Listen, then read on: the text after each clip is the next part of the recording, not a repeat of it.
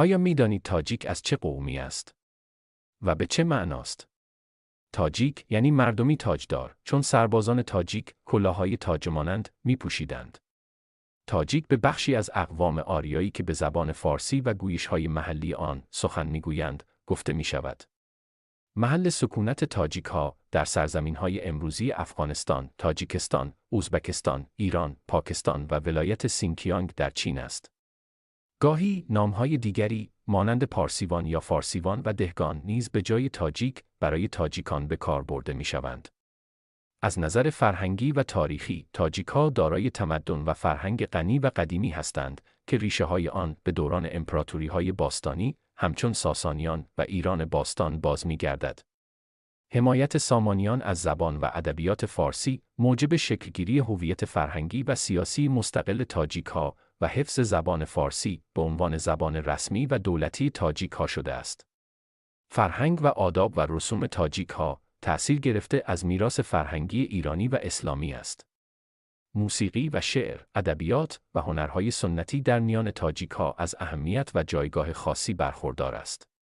در میان تاجیک‌ها، شاعران و نویسندگان بزرگی چون رودکی، فیردوسی، حافظ، سعدی، مولانا، ناصر خسرو، جامی، خواجه عبدالله انصاری، رازی، رابعه بلخی، دقیقی، خوجندی و بیحقی شناخته شدند که نقش مهمی در حفظ و اشاعه زبان و ادبیات فارسی داشتند. این اشخاص نه تنها در تاریخ و فرهنگ تاجیک‌ها، بلکه در تمام کشورهای فارسی زبان و حتی فراتر از آن اثرگذار بودند.